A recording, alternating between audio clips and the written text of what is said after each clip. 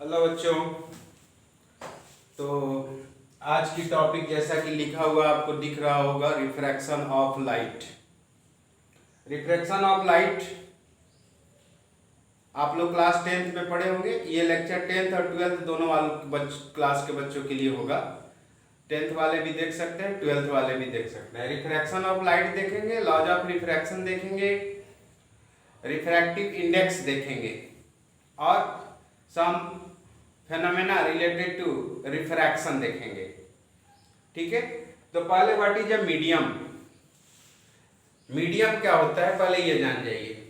ऐसा मीडियम जिससे कि लाइट होकर के पास हो सकती है, उस मीडियम की यहाँ पर केवल चर्चा होगी। ऑपेक मीडियम नहीं, ट्रांसपेरेंट मीडियम या ट्रांसलूकेंट मीडियम भी हो सकता है। दूसरी बात, व्हाट इज इंटरफेस। इंटरफेस क्या होता है? एक प्लेन होता है। ये लाइन नहीं है, ये एक प्लेन है विच डिवाइड्स द टू मीडियम, जो दो मीडियम को डिवाइड करता है। This one is medium number 1, this one is medium number 2। ये मीडियम 2 है और ये मीडियम 1 है। जब लाइट एक मीडियम से दूसरे मीडियम में जाती है तो लाइट की स्पीड चेंज होती है। लाइट की स्पीड मैक्सिमम कहाँ पर होती है? वैक्यूम में होती है। वैक्यूम में और एयर में लाइट का स्पीड सेम लिया जाता है। अब दूसरे किसी भी मीडियम में लाइट की स्पीड अलग अलग होती है। तो when light passes from one medium to another medium, its speed get changed. इतनी सी बात आप लोग को पता है कि जब लाइट एक मीडियम से दूसरे मीडियम में जाती है तो इसका स्पीड चेंज हो जाता है। स्पीड चेंज होने की वजह से लाइट अपने पाथ से बेंड कर जाती है, and this phenomena of bending of light is called refraction of light. Got it? नहीं। When light passes from one medium to another medium, its speed get change. उसका speed change हो जाता है and the light bends from its path. Bending क्या होता है? ये ऐसे जा रही थी, ये इधर हो गई। This is called bending of the light. अपने पाथ से बेंड हो जाती है। This phenomena is called refraction of the light. अब लाइट की जो बेंडिंग होती है डिपेंड करती है कि स्पीड बढ़ रहा है कि स्पीड घट रहा है। स्पीड बढ़ रहा होगा तो light away from normal bend करेगी। स्पीड घट रहा होगा तो light towards the normal bend करेगी। स्पीड ऑफ द लाइट के आधार पर मीडियम्स को बोला जाता है डेंसर और रेयर। ये रिलेटिव होते हैं, डेंसर और रेयरर। रेयरर मीडियम और डेंसर मीडियम।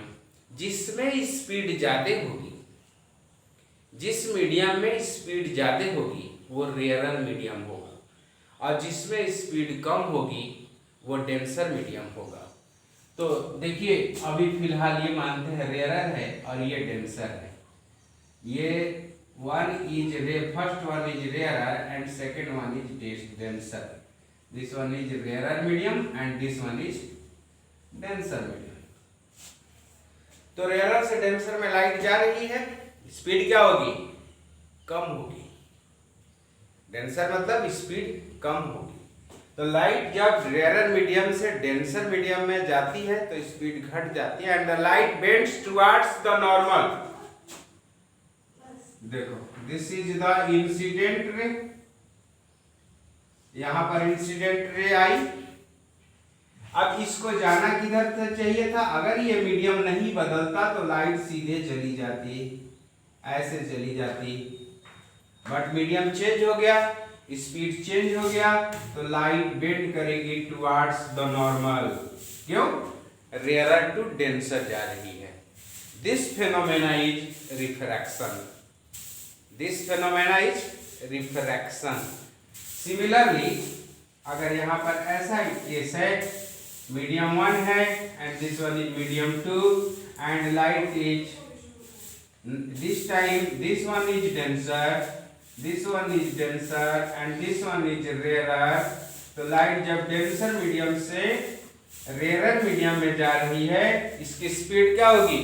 बढ़ जाएगी और लाइट की स्पीड बढ़ जाएगी एंड लाइट जो बेंड करेगी away from the normal bend करेगी। देखो this one is the normal, ये नॉर्मल है, and this is the incident रे, दिस इज द इंसिडेंट रे, ये इंसिडेंट रे है।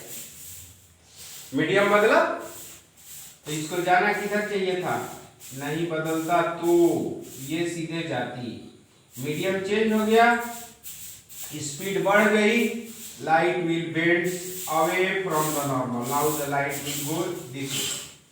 This phenomena of bending of the light is called refraction of light. ठीक है, now कुछ कॉमन टर्म है, इसको इंसिडेंट रे कहते हैं, this one is incident ray, this दूसरे मीडियम में जो रे गई दैट इज रिफ्रैक्टेड रे, the angle between, and this one is normal, जो इंटरफेस पर सरफेस पर जो डिवाइड कर रहा है उस पर जो परपेंडिकुलर या पॉइंट ऑफ इंसिडेंस पर जो परपेंडिकुलर है दैट इज नॉर्मल।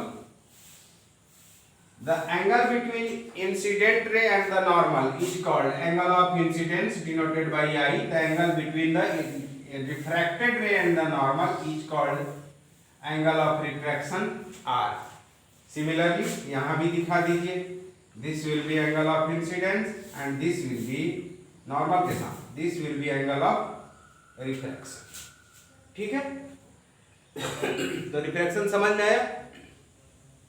जब लाइट एक मीडियम से दूसरे मीडियम में जाती है तो लाइट की स्पीड चेंज हो जाती है, इसलिए लाइट अपने पाथ से बेंड हो जाती है। This phenomena of bending of the light is called refraction of light. तो रिफ्रैक्शन का डेफिनेशन लिख लीजिए, रिफ्रैक्शन का डेफिनेशन लिख लीजिए, when light passes from one medium to another medium,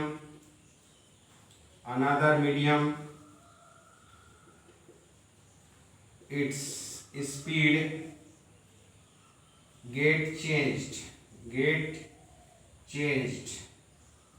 and light bends from its path. This phenomena this phenomenon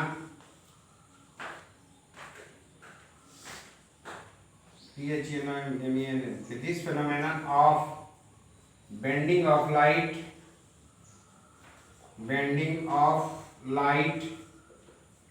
is called refraction of light, clear है।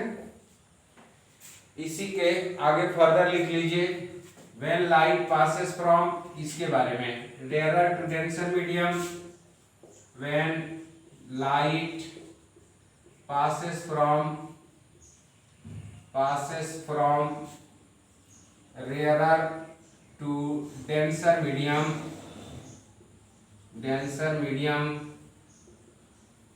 it bends towards the normal,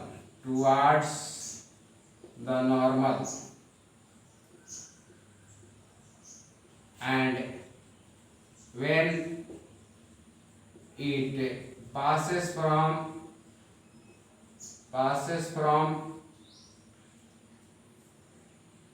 denser to rarer medium, it bends away from the normal,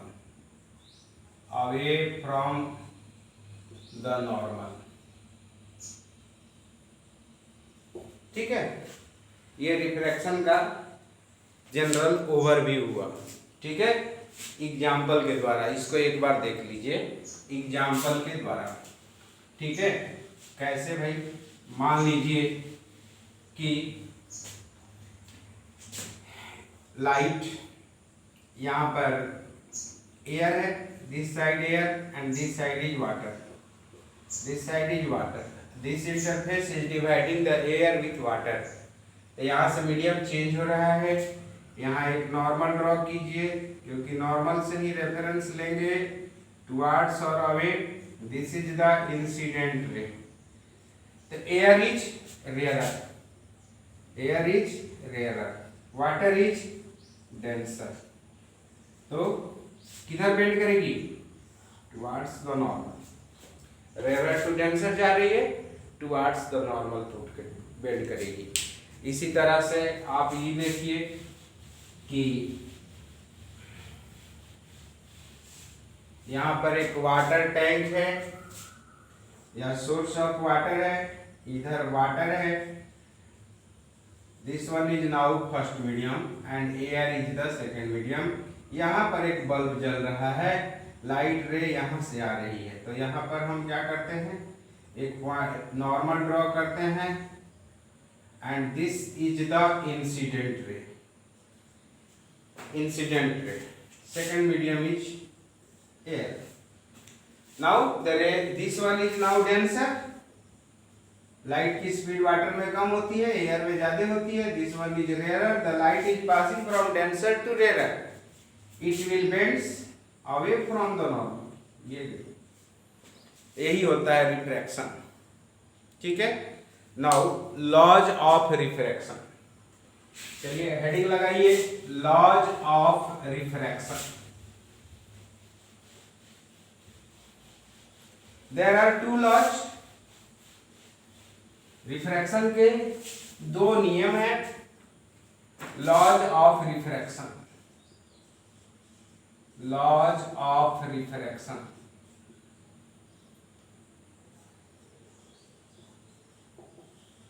first, the incident ray, refracted ray and the normal drawn at the point of incidence all lies in the same plane। Plane का मतलब तो समझते हैं ना, plane का मतलब जैसे x Y plane. जैसे ये बोर्ड एक प्लेन है, तो इस बोर्ड के सरफेस में चल रही है, तो ये तीनों इसी बोर्ड के सरफेस में होंगी। तो फर्स्ट लिख लीजिए इंसिडेंट रे, इंसिडेंट रे, refracted ray and normal drawn at the point of incidence, at the point of incidence all lies in the same plane, same plane. यहाँ एक बच्चे कॉमन गलती करते हैं, बोलते समय बोल जाते हैं वो incident ray, reflected ray and the normal रे। नहीं, नॉर्मल रे नहीं है, नॉर्मल एक रेफरेंस लाइन है। आपको बोलना है incident ray, reflected ray and normal drawn at the point of incidence all lies in the same plane. जैसे यहाँ पे आपको दिखा रहे हैं, this one is normal, this one is normal, this is incident ray and this one is suppose away from normal गई है, refracted ray। this point is O, A, B, मान लो M। तो incident ray AO, refracted ray OB and the normal OM all lies in the plane of board। इसको लिख देता हूँ मैं, incident ray, incident ray AO, refracted ray, refracted ray OB and normal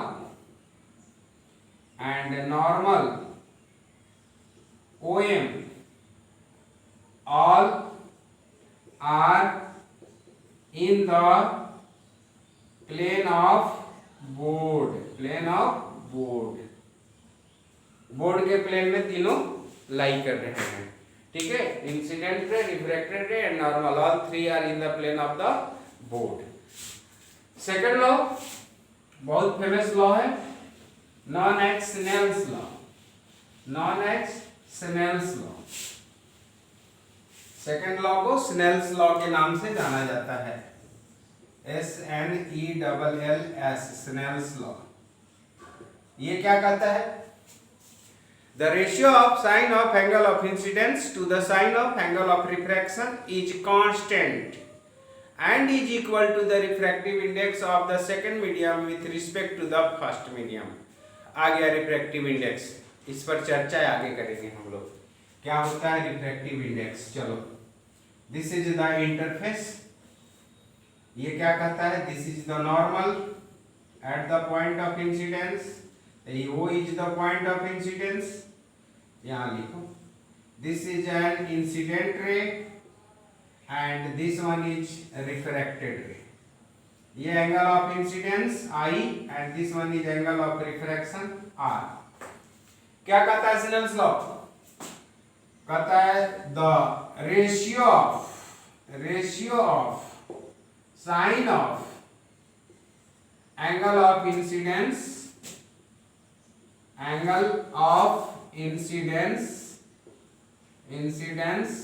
to the sine of angle of refraction is constant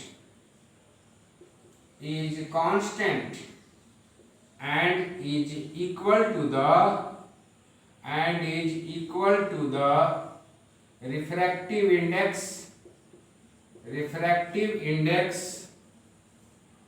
of the second medium मतलब जिसमें refracted रे है, second medium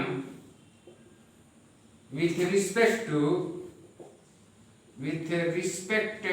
to the first medium।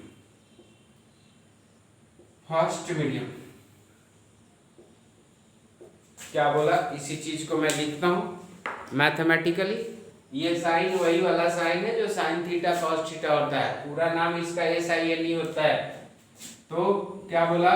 Sign I, sine of angle of incidence, ये इतनी चीजें हो गई। ये sine of angle of incidence, ratio बनाना है, divided by sine of angle of refraction, sine I by sine are is equals to mu two 1।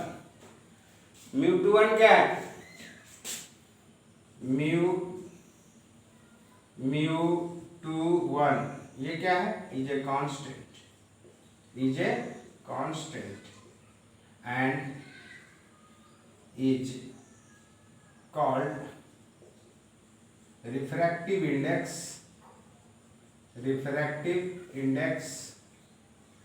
Of second medium.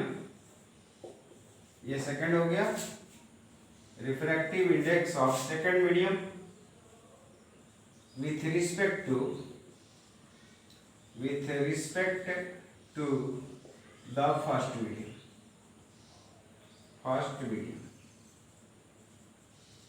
ठीक है, तो दूसरा लॉ समझ में आया? Sine i by sine are is equals to mu two 1। अब देखो, ये म्यू टू 1 रिफ्रैक्टिव इंडेक्स एक रिलेटिव क्वांटिटी है। ये एक पर्टिकुलर ऑब्जर्वेशन के लिए ही कांस्टेंट रहेगा। जैसे air to water, glass to water अलग हो जाएगा, वाटर टू ग्लास अलग हो जाएगा, समझे?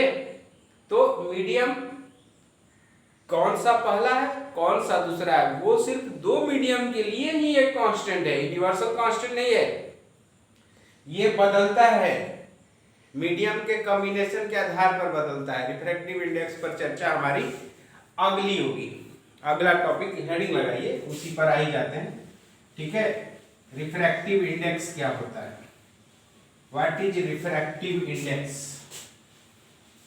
मुझे बोर्ड मिटाने में इंतजार करने की जरूरत नहीं है, आप लोग को जरूरत होगा तो पॉज करके लिख लीजिएगा। ठीक है, पॉज करके लिख लीजिएगा। अब हेडिंग लगाइए, रिफ्रैक्टिव इंडेक्स क्या होता है?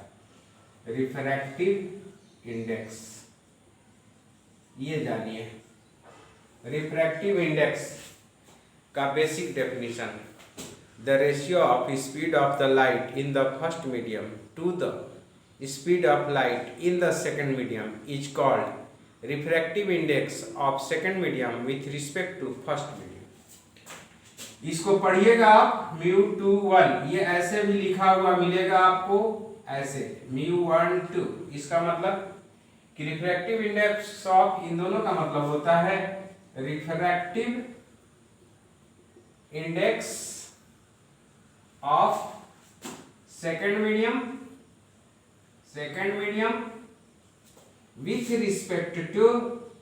with respect to first medium।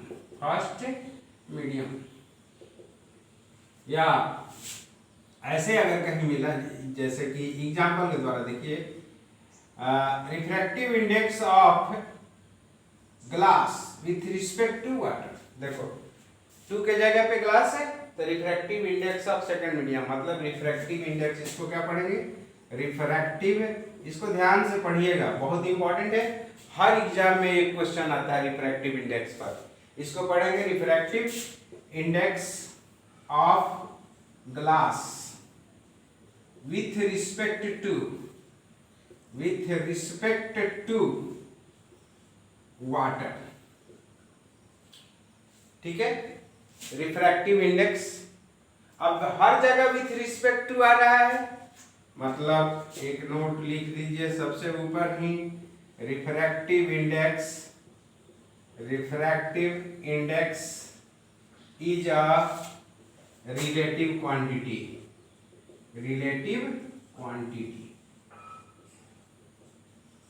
Refractive index is a relative quantity. अगर विथ रिस्पेक्ट टू नहीं लिखा हुआ है, जैसे मान लीजिए कि सिर्फ μ1 लिखा हुआ है, विथ रिस्पेक्ट टू नहीं लिखा हुआ है, तो ये by default with respect to air है। अंडरस्टूड है कि ये किसके रिस्पेक्ट में है, एयर और वैक्यूम के रिस्पेक्ट में है, and this is called absolute refractive index. This is refractive index of second medium, 2 लिख दो यहाँ of second medium with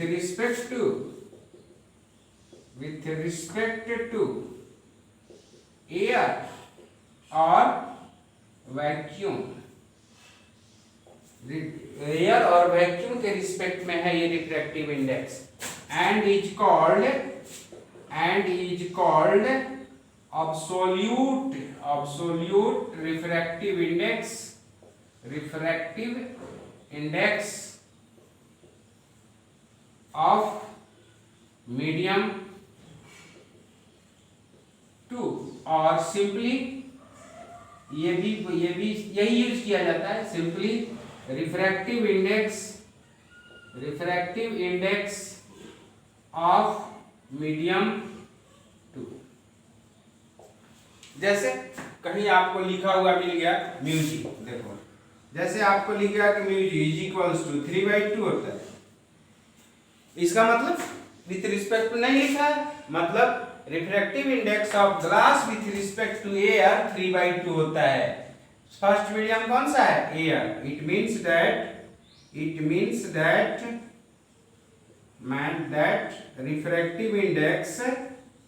refractive index of glass with respect to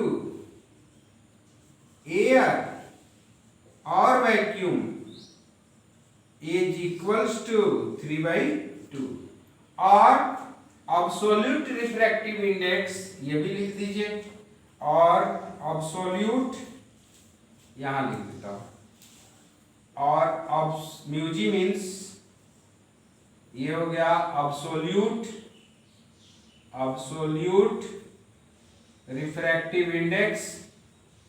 refractive index of क्या, glass.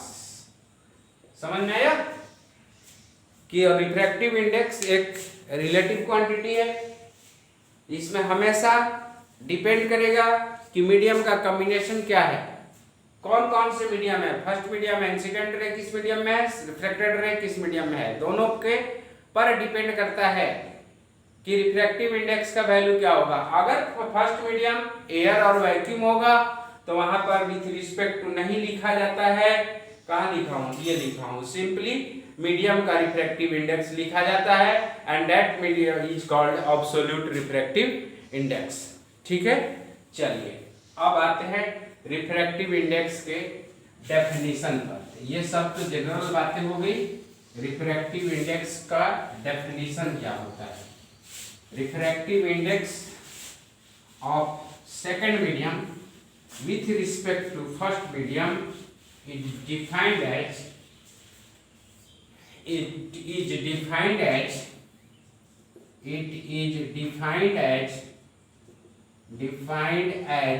the ratio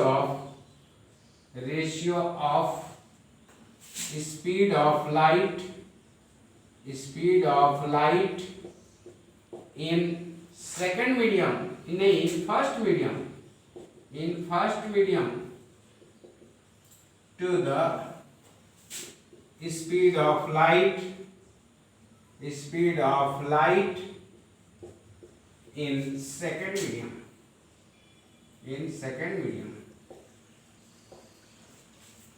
example या पहले यही लिख लो, μ21 refractive index of second medium with respect to first medium is equals to क्या होगा, speed of light in first medium upon speed of light in second medium.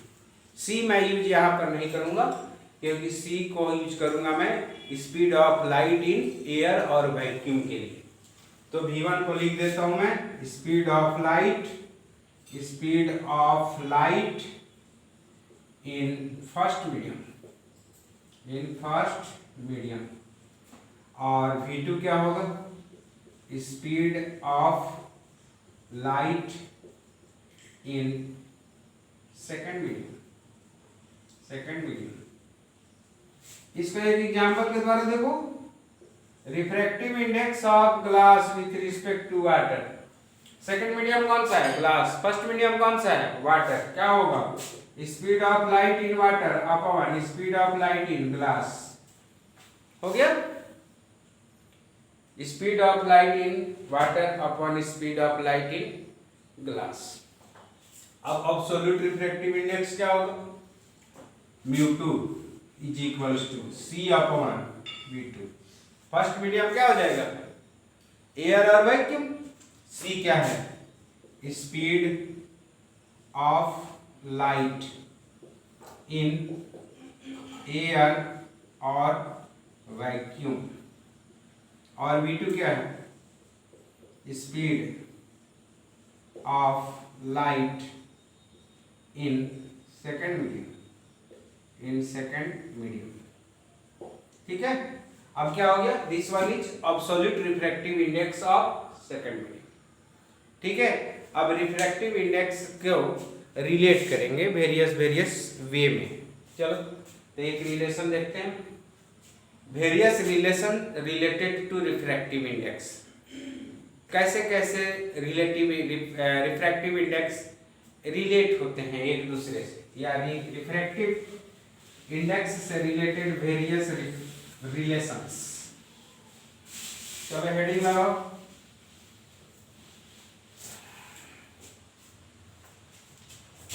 Relations related to refractive index। Relations related to refractive index बनाते हैं। μ21 देखो बच्चा क्या था, ये था V2 बाई V1। इसको ऐसे लिख सकते हैं, V2 बाई V1 को C upon V1 upon C upon V2 ऐसे लिख सकते हैं। जरा देखो तो, क्यों V2 ऊपर चला जाएगा, C कट जाएगा, V1 यही चीज आ जाएगा। C अपॉन V1 क्या है, बोलो, μ1 है। क्यों, refractive index of absolute first का नहीं है, अपॉन ये क्या है, μ2 है। तो दिस वन इज द μ2 1। समझ में आया? एक रिलेशन बना, तो एक तो आपने ये बनाया हुआ है, ये खुद एक रिलेशन है स्पीड के टर्म में, ये किसके टर्म में है, μ1 और μ2 के टर्म में। चलो एक और रिलेशन बनाते हैं।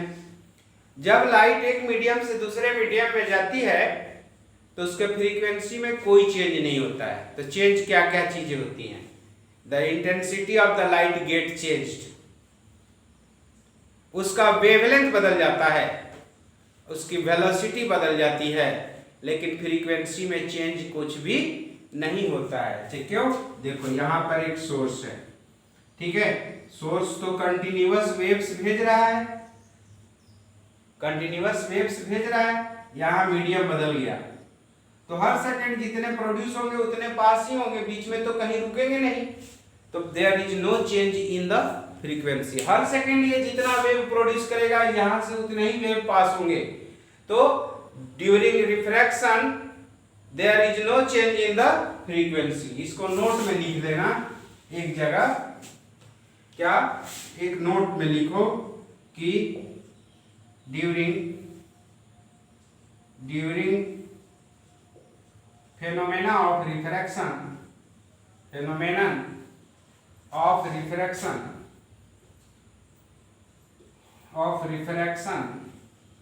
the frequency of light do not change,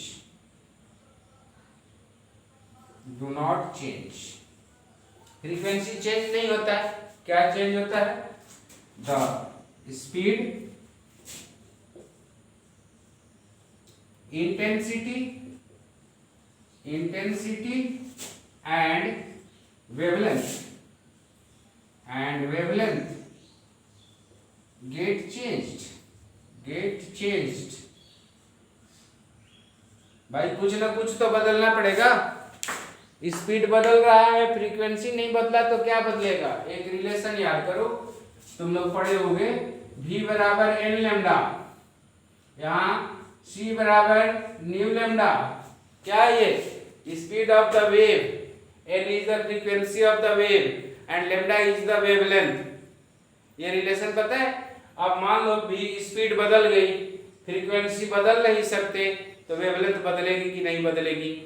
बदलेगी, क्योंकि वेलोसिटी के डायरेक्टली प्रोपोर्शनल वेवलेंथ हो गया। वेलोसिटी बढ़ेगी तो वेवलेंथ बढ़ेगी, वेलोसिटी घटेगी तो वेवलेंथ घटेगी। ठीक है, c बराबर हो गया न्यू लैम्डा, फ्रीक्वेंसी कांस्टेंट रहेगा तो वेवलेंथ बदलेगा। अगर स्पीड बदलेगी तो रिफ्रैक्शन हो रहा है, स्पीड बदलेगी तो वेवलेंथ क्या होगा? बदलेगा कि नहीं बदलेगा? तो एक वेवलेंथ से भी रिलेटेड रिलेशन है किसका? रिफ्रैक्टिव इंडेक्स का। इसको लिख लियो तुम लोग, इसको मैं हटा देता हूं। चलो इसी पर फिर हम वापस आते हैं, ये नेक्स्ट बनाऊंगा। v2 बराबर, बताओ भाई, इसको लिख सकते हैं n लैम्डा 2, इस रिलेशन से frequency into wavelength of the light in the second medium, और फ्रीक्वेंसी तो कांस्टेंट है। इसको क्या लिख सकते हैं? n लैम्डा 1 लिख सकते हैं, काट दो n, तो μ2 1 बराबर क्या हो जाएगा? Lambda 2 by lambda 1। मतलब वेवलेंथ का भी रेशियो जो होता है वो refractive index of the second medium with respect to first medium होता है। समझ में आया बच्चों? चलो इंटेंसिटी क्यों बदलता है ये भी जान जाओ। जब रिफ्रैक्शन होता है, आप सिंपल से जरा सोचिए, आप घर में हैं और घर में एक विंडो लगा हुआ है जिसमें ट्रांसपेरेंट ग्लास लगा हुआ है, सन रेज आ रही है विंडो से होकर के घर के अंदर, तो क्या उस जो सन रे विंडो से ग्लास घर के अंदर है और सन रे जो घर के बाहर है, दोनों की इंटेंसिटी बराबर होगी? नहीं बराबर होगी। जो अंदर में है उसकी इंटेंसिटी कम होगी। इंटेंसिटी का मतलब जानते हैं क्या होता है? Energy falling per unit area per second. Energy falling per unit area per second is called intensity. तो जब आप बाहर जाएंगे तो धूप तेज लगेगा, अंदर में कमरे के अंदर ठीक है खिड़की से धूप आ रही है लेकिन वो धूप की इंटेंसिटी उतनी नहीं रहेगी। वो कहाँ जाती है इंटेंसिटी? तो जब रिफ्रैक्शन होता है, यहाँ पर जब रिफ्रैक्शन होता है तो पार्शियल रिफ्रैक्शन भी होता है और ऑब्जर्वेशन भी होता है, एब्जॉर्ब भी करता है। एब्जॉर्प्शन, रिफ्रैक्शन और रिफ्लेक्शन, ये तीन फिनोमेना इकट्ठे होते हैं। तो रिफ्लेक्शन से कुछ लाइट का पार्ट इधर चला गया, कुछ एब्जॉर्ब हो गया सरफेस पर और कुछ आया, तो बोलिए इंटेंसिटी घट गई कि नहीं घट गई? तो इस तरह से तीन चीजें बदलती हैं, स्पीड, वेवलेंथ और इंटेंसिटी, और लाइट के फ्रीक्वेंसी में कोई चेंज नहीं होता है। चलो फिर एक चीज और देखते हैं, इसी के रिलेशन, वेरियस रिलेशंस का ही पार्ट है। एक और चीज देखते हैं, you know what is principle of reversibility? Principle of reversibility, ये क्या कहता है? Reversibility, principle of reversibility. बच्चों जहां आपको तेज लगेगा रिमाइंड करके देख लीजिएगा या पॉज करके समझ लीजिएगा, ठीक है? मैं ये मान करके चल रहा हूं कि हमको यहाँ पर रुकने का कोई मतलब नहीं है। आप पीछे की चीजें देख सकते हैं, पॉज करके रोक सकते हैं, वीडियो है ना, तो इसमें क्लास तो है नहीं, मिटा दिया तो गया, ऐसा कुछ नहीं है, वो पीछे रहेगा। प्रिंसिपल ऑफ रिवर्सिबिलिटी क्या होता है? देखो ये इंटरफेस है, ठीक है, ये इंटरफेस है। मान लो, चलो रिफ्लेक्शन की बात मैं करता हूँ, ये लाइट रे आई, एक बंदा यहाँ पर है, मार्क कर दो, चूने का निशान बना दो यहाँ पर, देखोगे कि इसका इमेज यहाँ से एक बंदे को दिख रहा है, ठीक है? चूने का निशान यहाँ बना दो, बंदा यहाँ खड़ा है, बंदा यहाँ खड़ा है, ठीक है? तो बंदे को चूने का निशान दिखेगा, इमेज दिखेगा उसका। अब क्या करो कि बंदे को यहाँ ला दो, बंदे को यहाँ ला दो और चूने का निशान यहाँ बना दो, तो तुम देखोगे कि फिर उसको इमेज दिखेगा। लेकिन इसी बंदे को यहाँ बदल दो, चूने का निशान उसको नहीं दिखेगा। This is called principle of reversibility. मतलब सोर्स यहाँ था, यहाँ से लाइट चली, बंदे के आंख तक पहुंची, जब सोर्स यहाँ कर दिया तो लाइट यहाँ से चली, बंदे के आंख तक पहुंची। This is called principle of reversibility, यानी सोर्स बदलने से लाइट अपने पाथ को रिवर्स करती है, उसी पाथ पर रिटर्न होती है। जैसे आप देखिए, यहां से लाइट गई, ये नॉर्मल भी बना दिया, रिफ्रैक्शन में दिखा रहा हूं, रिफ्रैक्ट ये दिखा दिया, चलो ये लाइट ऐसे चली गई, बेंड हो गई, ठीक है? अब यहां अगर आप सोर्स लगते हैं और यहां पर अगर ऑब्जर्वर होता है तो फिर लाइट अपने पाथ को रिवर्स करती है। समझ में आया? तो इसके आधार पर जरा देखो क्या बना सकते हैं हम लोग। फर्स्ट केस में पहले लाइट फर्स्ट मीडियम से सेकंड मीडियम में जा रही है, फर्स्ट मीडियम से सेकंड मीडियम में जा रही है, तो this one is angle i and this one is angle r. तो क्या लिखोगे? Snell's law, sine I upon sine are is equals to mu two 1 लिखोगे। अब मान लो सोर्स यहां ला दिया, now the incident ray is here, the refracted ray यही होगा। उस केस में this will be angle of incidence and this will be angle of refraction. देखो ये डेंसर से रेयर जा रही है, अवे फ्रॉम बेंड करेगी, तो उस केस में क्या बनेगा कि sine are upon sine i is equals to mu 1 2 first medium का, क्योंकि incident refracted ray first medium में है और इंसिडेंट रे सेकंड मीडियम में है। जरा इन दोनों इक्वेशन को मल्टीप्लाई कर दो तो क्या बन रहा है? 1 में 2 को मल्टीप्लाई करो, क्या बनेगा? Sine I upon sine R into sine are upon sine I, ये किसके बराबर हो जाएगा? Mu 2 1 into mu 1 2। देखो sine R sine R sine I सब गया, क्या बचा? बोलो। म्यू 2 1 म्यू, यहां लिख देता हूं, mu 2 1 is equals to 1 by mu 1 2। ये रिलेशन होता है, समझ में आया?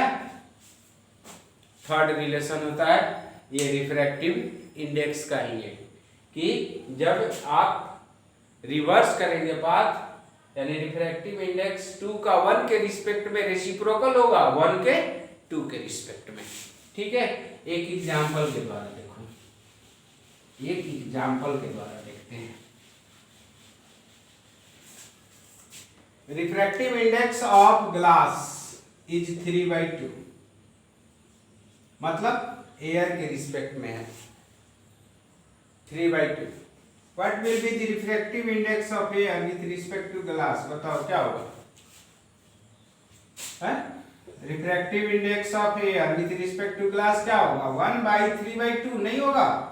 This is equals to 2/3 answer. समझ में आया? बोलो। अब भाई एक से ज्यादा मीडियम, यही वाला चल रहा है, अभी भी रिलेशन वाला ही चल रहा है। नेक्स्ट देखिए कि light is passing from various medium, medium number 1, medium number 1, medium number 2, medium number 3, आगे मीडियम नंबर 1। लाइट 1 से चली, 2 में गई, 2 से 3 में गई, 3 से 1 में गई। चलो भाई, तो क्या लिखेंगे? Refractive index of 2 with respect to 1 क्या होगा? बोलो। μ2 बटे में μ1 होगा कि नहीं? बोलो। 2 का 1 के रिस्पेक्ट में, रिफ्रैक्टिव इंडेक्स ऑफ 3 का 2 के रिस्पेक्ट में क्या होगा भाई? μ3 बटे में μ2 होगा कि नहीं? अभी जो पीछे रिलेशन बनाया उससे। अगेन 3 का 2 के रिस्पेक्ट में, refractive index of 1 with respect to 3 क्या होगा भाई? μ1 बटे में μ3 होगा कि नहीं? तीनों को मल्टीप्लाई कर दो।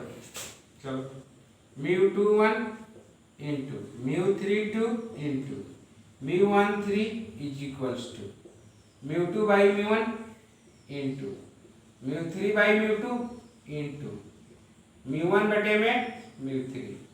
देखो तो क्या क्या कट रहा है? μ1 से μ1, μ2 से μ2, μ3 से μ3, ये सब 1 आ गया। इसका मतलब क्या बना? इसका बना मतलब कि μ21 into μ32 into μ13 is equals to 1, is equals to 1। इसका मतलब कि ये एक ट्रांसपेरेंट ग्लास की तरह, मतलब ये एयर की तरह बिहेव कर रहा है। इसका रिफ्रैक्टिव इंडेक्स तीनों को मिला दिया तो 1 आ गया, तो 1 आता है।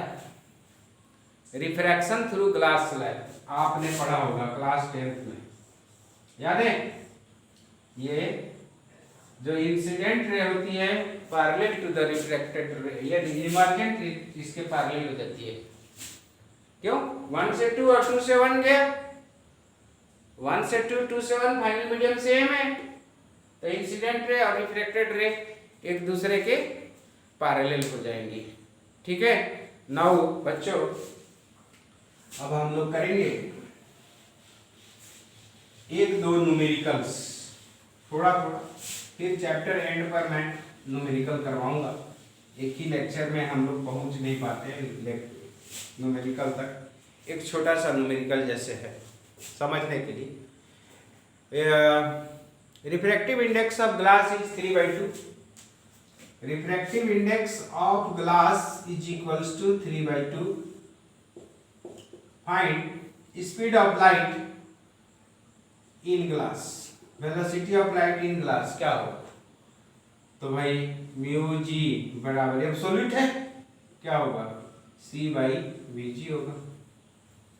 म्यू जी का वैल्यू रख दो 3/2 इज इक्वल्स टू c का value 3 × 10⁸ divided by velocity of light in glass. तो velocity of light in glass कितना हो जाएगा? 3 × 10⁸, ये 2 मल्टीप्लाई होगा, 3 डिवाइड होगा, 3 से 3 काट दो, तो velocity of light in glass कितना आ जाएगा? 2 × 10⁸ मीटर पर सेकंड। बोलो भाई। Refractive index of water is equals to 4/3 find the speed of light in water. ऐसे ही कर लेंगे आप, तो कर लेता हूं। रिफ्रैक्टिव इंडेक्स ऑफ वाटर बराबर सी upon speed of light in water. इसका वैल्यू डाल देता हूं, सी का वैल्यू डाल देता हूं divided by velocity of light in water. इसको सब्जेक्ट बना दीजिए, तो velocity of light in water ये 3 से मल्टीप्लाई 4 से डिवाइड 3 × 3 × 10⁸ डिवाइडेड बाई 4 होगा। तो velocity of light in water ये 9/4 × 10⁸। तो velocity of light in water 2.4 × 10⁸ metre पर सेकेंड आ गया। ठीक है, अब इन दोनों क्वेश्चन को मिला देता हूं। लाइट पास कर रही है glass to water. Light is passing from glass to water. First medium is glass, second medium is water. Find refractive index of water with respect to glass. Refractive index of water with respect to glass, तो आपके पास relation है क्या, mu water with respect to glass is equals to mu of water बटे में mu of glass. ठीक है, ये वाला लगा दीजिए, कितना आएगा, mu of water is 4/3 and this one is 3/2, तो ये आ जाएगा 8/9। लेस देन 1 है, मतलब water is rarer, glass is denser. ये भी कहीं लिख लो, refractive index less than 1 implies rarer medium. किसकी बात होगी, सेकंड मीडियम की। Second medium will be rarer. Mu is greater than 1 denser medium, second medium will be denser. ठीक है, तो इस तरह से रिफ्रैक्टिव इंडेक्स से रिलेटेड न्यूमेरिकल्स नेक्स्ट वीडियो में मैं करवाऊंगा, है ना। और तब तक आप लोग इसका थ्योरी वगैरह अच्छे से तैयार कर लीजिए, ताकि अगला वीडियो आप लोग के लिए फ्रूटफुल हो। न्यूमेरिकल लगाते समय सब कुछ आप लोगों को क्लियर होता रहे। ठीक है, और आप वीडियो अगर पसंद आएगा तो उसको लाइक कीजिएगा, पसंद ना आएगा तो कमेंट में लिखिएगा कि क्या कमी है। ठीक है, और चैनल को सब्सक्राइब कीजिए, ताकि हम through out total syllabus 12th का और 10th का 9th का 11th का सबका भेज रहा हूँ। कोशिश में है कि आपको मैक्सिमम से मैक्सिमम बेनिफिट मिल सके। इतना ही, थैंक यू वेरी मच।